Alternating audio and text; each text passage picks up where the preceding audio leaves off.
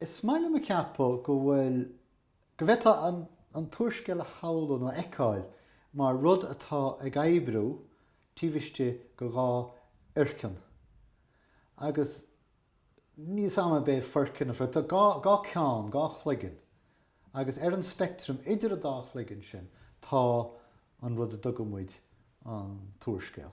Dá bhí hasúla é mar théarma fós leacamid leis an cinál sin scrín óireachta. Agus forcin amháin sin go bhfuiltar a go binne an scéal. Now an seo tá mé tarint cuidhá ar an tuiscint chuireach an cín sa rúis aber na formúlacha rúiseacha faoin is am cin chuí gceart leis an rán sújet agus an fabula. nó mar thug na Franca gur níos déanaí tá ráf agus Bart agus iad sin histoire agus discours. So histoire mar sin an scéal. So sin forcin amháin. An sumpla is léine is dóchas siimplí ná an rud dugam den scéal béile is.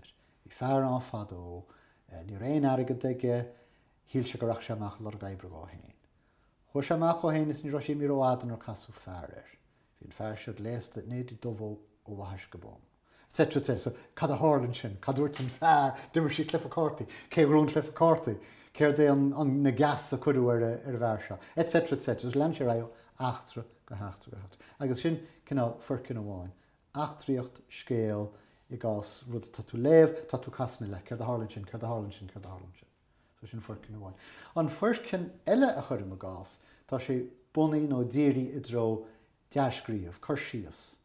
An sumpla is léanaí dó sin béidir rob gué agus na thuairscéalta seo tu goin an Nouveau Roman. Mion chuirsíos bhí bosca ar a matal, bhí na tuisí seo an, bhí dá bhí igocht éige na baint leis an ábhar as a ro sé déanta, etc. Mion chuirsíos ar feith trí leanach san rud a cinnt ar bosca atá na hí ar a matal. Sin chuirsíos ar a matal.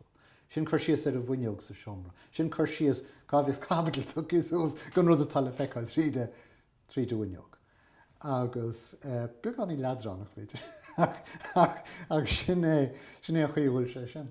Agus púst freisin, beidir gur Francach é seo. Chuirsíos a dhéanamh ar rud.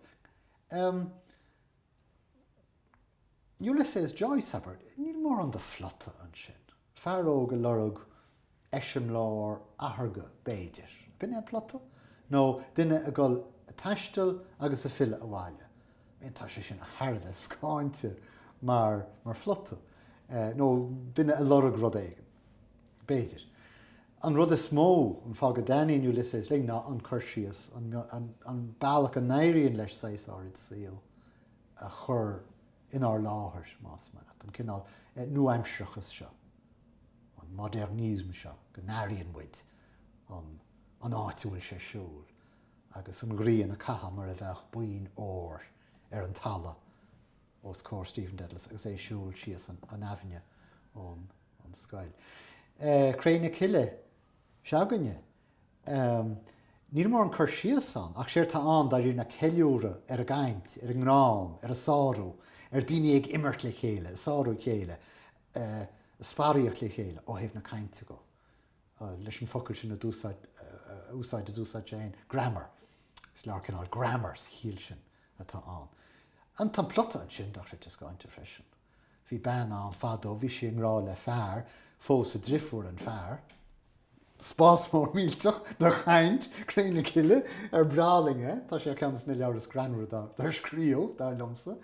Agus ag téire ar bhealach grána, Fír rántas, fír írónta tá Jack eice sa deire.